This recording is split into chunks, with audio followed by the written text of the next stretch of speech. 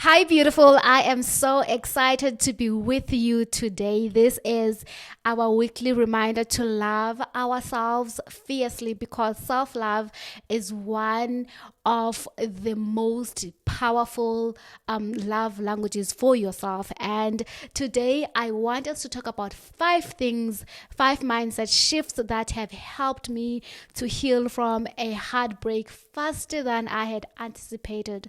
So, if you are someone out there who is going through a breakup, you're sad, you don't know where to start, you just don't know how to think, then this video is for you because it will help you to pick up yourself. It will help you to have a different perspective, and that will help you to heal so much faster. So let's dive right in. Okay, the first one is you need to understand that for every ending there is a new beginning, right? This does not mean that after you get out of a relationship, you need to start another one immediately, even though you have not healed. But it does mean that the end of that relationship can be the beginning of you starting a relationship with yourself. It can mean that it is you starting to give yourself the attention that you have been giving to the other people. It can mean that it is you now finding your joy, finding your peace, finding the areas where you have been abandoning yourself and start showing up for yourself. You need to understand that the energy cannot be destroyed. So the energy that you have been giving to the other person has not been destroyed. It cannot be destroyed. But what you can do is you can transfer that energy from going to that person and now giving it back to yourself. All the love that you have for the other person, you can start pouring it to yourself now. I used to think that the end of a relationship means that I am losing love. I thought it means that I am losing myself. I thought it meant that I am losing peace. Not understanding that all those emotions that I am looking for out there are already within me, right? So losing a relationship can be the beginning of you finding your passion.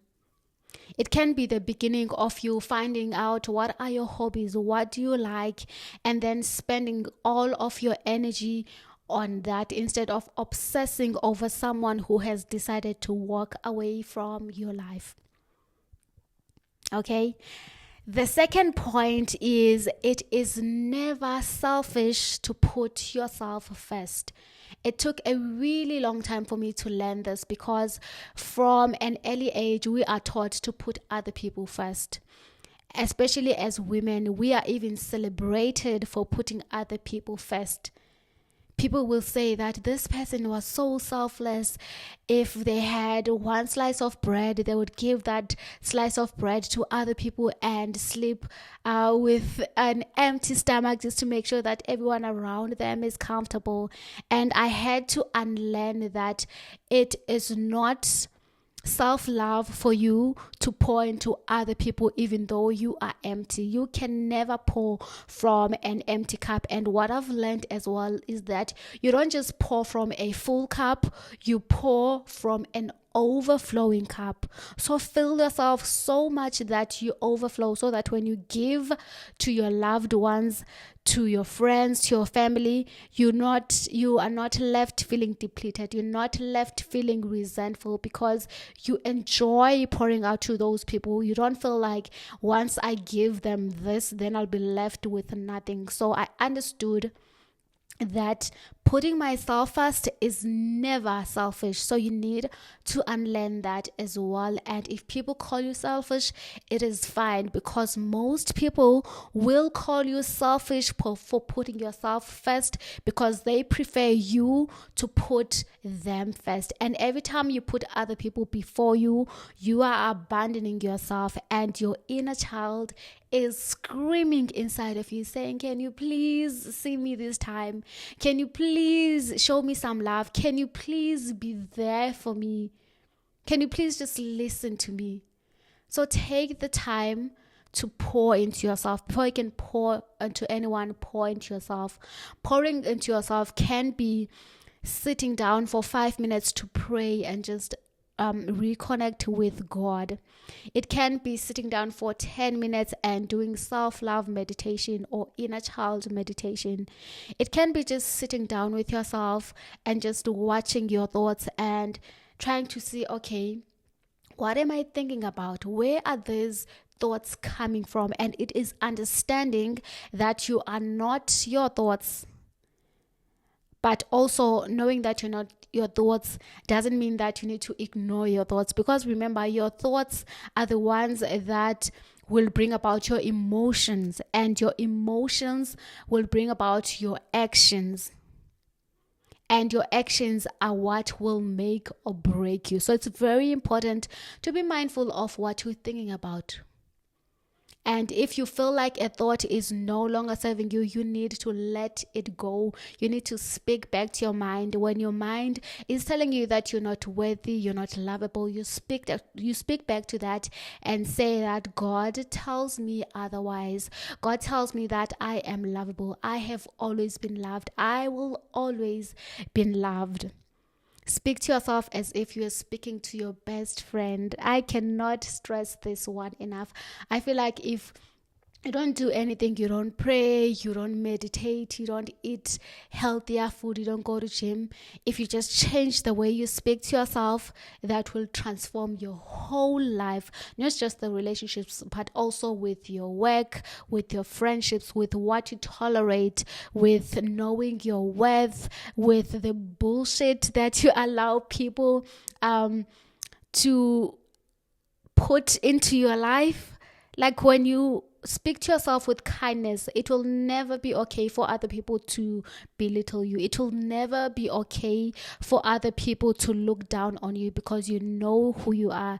You love yourself. You are your best friend. And when you are your best friend, you are not desperate for other people. You don't lie. You don't shrink yourself or your personality just because you want other people to love you, because you know that you've got you. You know that you love you. You know that you are the one person that will be there for you for the rest of your life. Which brings me to point number 3, right? And point number 3 is that you need to understand that pain is never meant to destroy you. It is meant to teach you. You need to understand that when you're going through something that is showing you blind spots that you have not maybe considered. Maybe it is showing you that in this area you are abandoning yourself. Maybe it is showing you that you don't really believe that you are worthy just as you are. You believe that you have to perform for love. You believe that you have to do something for love. You believe that when someone does something amazing for you, you have to return the favor, even if you don't have the capacity to return that favor. Maybe you're giving away your body just because someone has helped you with something. So when you are facing pain in your life, ask yourself, what is this pain trying to teach me? Maybe it's trying to teach you that you love other people more than you love yourself. Maybe it's trying to teach you that you have not forgiven yourself for the past mistakes, and you feel like you deserve to be with people who treat you like trash because you don't believe that you're worthy of being treated like a princess or a queen. So ask yourself, what is this pain trying to teach me? Maybe it's trying to teach you that you have forgotten who you are. You have forgotten your passions. You have forgotten what you like. You have forgotten your hobbies. You need to go back and find those. Maybe it's trying to teach you that you have neglected the things that used to light you up for so long. Right? So you need to understand that the moment you start to look through that pain, and I know it's difficult, I know it's not easy, right? But it has to be done. Okay, it has to be done, whether you like it or not, because for most of us, we're always told that time heals, but the truth is, time does not heal anything that is pushed under the rug. So if you don't heal whatever that you need to heal, you'll find that you keep experiencing that in different people until you start to understand, what is this trying to teach me about me? Remember that you are the main character of your life. Everyone around you is just a supporting character, and this might be really tough to swallow, but even your kids are supporting characters in your movie. Even your mother, even your father, even your siblings, you are the one person that will always be with you until the day you die. That's why even when you are sleeping, you are the main character of your dreams. And I've actually heard, I don't know how true this is, that if you in a fight in your dreams, you're having a nightmare, you're fighting with a monster or whatever, if you don't win, then you're going to die. Have you noticed that in the dreams you always win, whether you win by beating that person or you win by just running away from them, but you always get out of that dream as the hero of the dream. That is how it's meant to be, even in your life. Everything that happens around you, you need to understand that you have to put yourself first. You are the main character. You need to understand that just because your loved ones, your family members, your kids are the supporting characters of your movie or your life, it doesn't mean that you love them unless you love them so much. It just means that you understand that you are the one who's going to be there to cry yourself to sleep. You are the one that is just the constant in your life, and you need to act like that. And some people might call you arrogant for this. That is fine. That is where you need to love and understand yourself. And the minute you love and understand yourself, other people's opinions about you do not affect you as much as they should, because you know who you are, you know where you stand, and you're not just easily shaken, right? Okay, let's go now to point number 4, detachment. This one, I think it's linked to what I was saying about you being the main character of your life.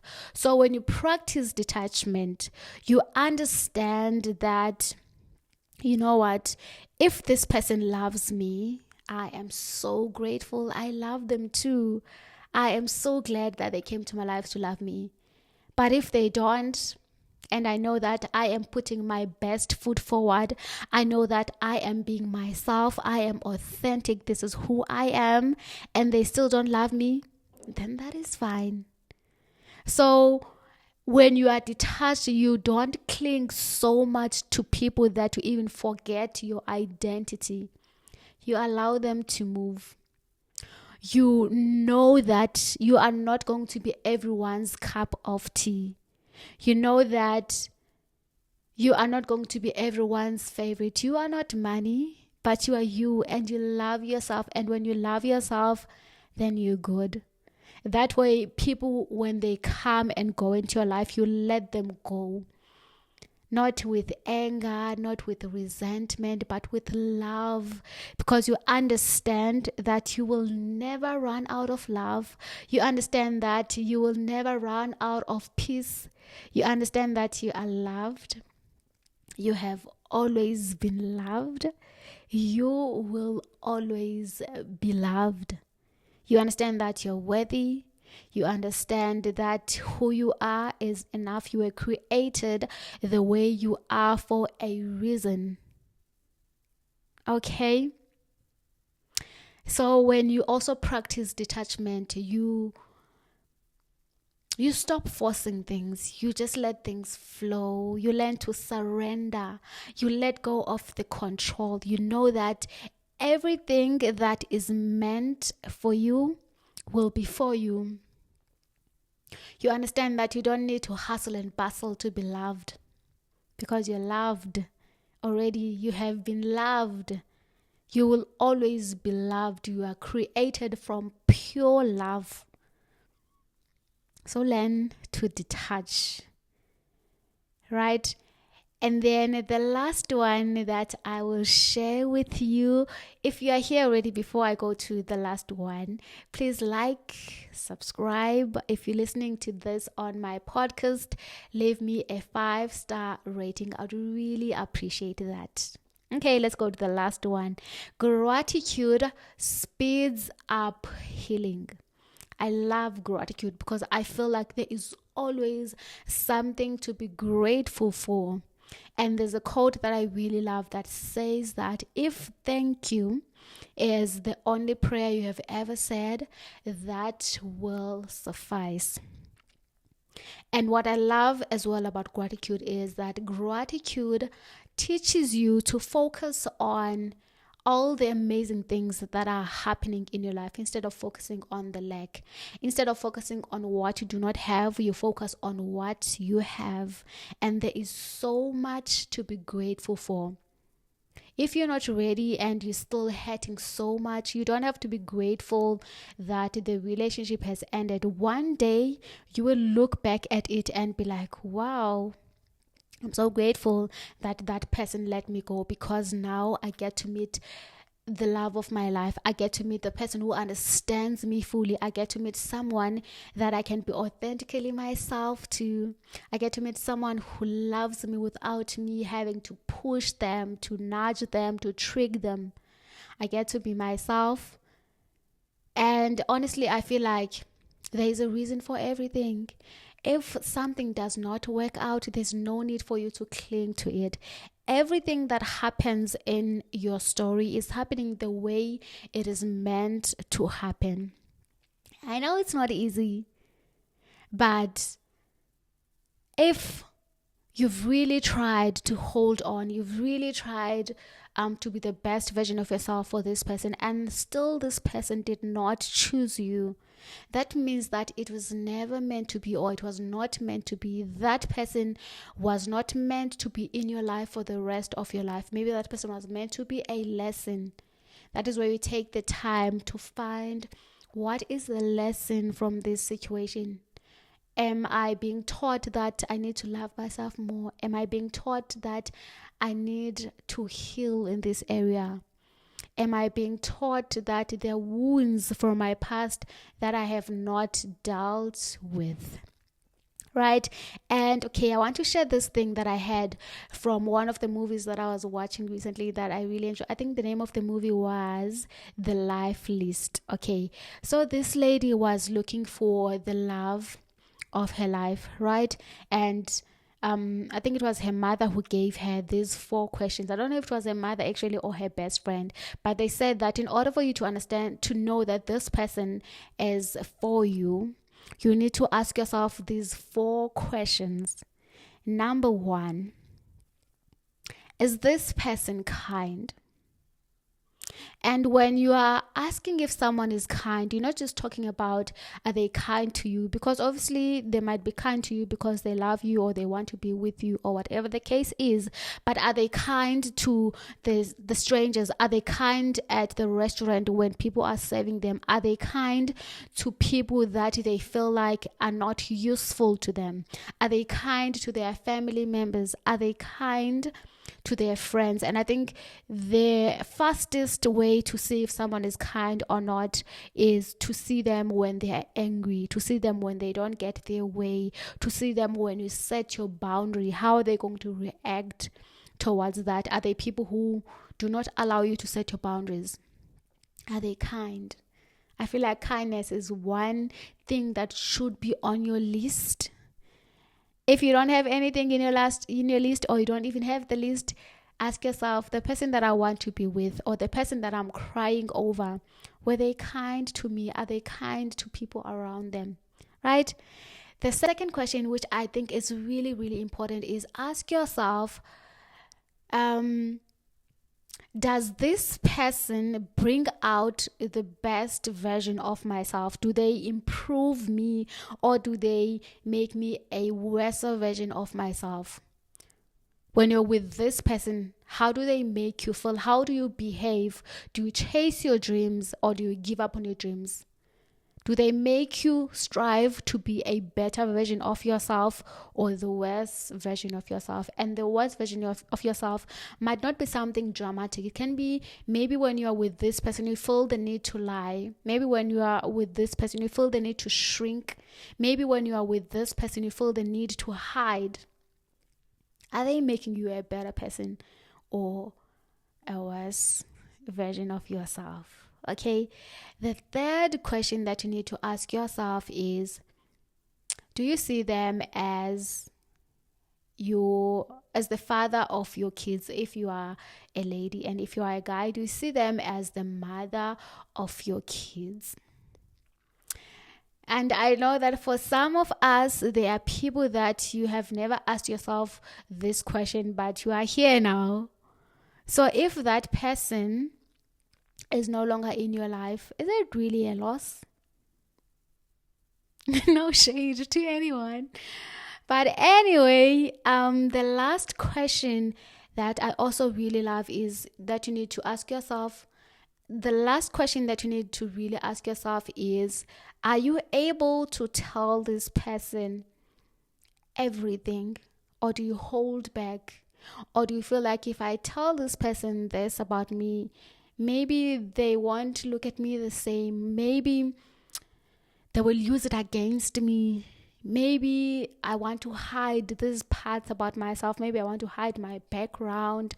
I want to hide my aspirations, my dreams. Are you able to be yourself with this person, be honest with this person without feeling like you're going to be judged? Are you able to be yourself fully with this person? If you answered yes to all of those questions, then that person I think is for you. Because I think another thing that we tend to forget, and I've been guilty of that, is usually when something is not meant for you, you fight so hard to keep it. You hold on, you jump through hoops. But what you need to understand, that when something is for you, I think it's easier. I think it makes you feel like you are at peace. It makes you feel like you are in love, you are in abundance. If you had to walk around eggshells around that person, do you really want to go back there? So ask yourself these tough questions about the person that you feel like has broken your heart, and ask yourself, is that really, really, really what you want for yourself? Or do you want to pick yourself up? Do you want to start loving yourself? Do you want to start teaching yourself that you are worthy, of the love? You deserve the love that you are giving out there so freely. I hope this helps. And if you're going through something that is really heartbreaking to you right now, I want to say that I am so sorry, and it will get better in time, and I'm rooting for you. I'm hoping that you will get 1 or 2 lessons from this video and take action based on those. I love you so much. Thank you for your time and your energy. I will see you next week. Have a day as beautiful as you are. Bye.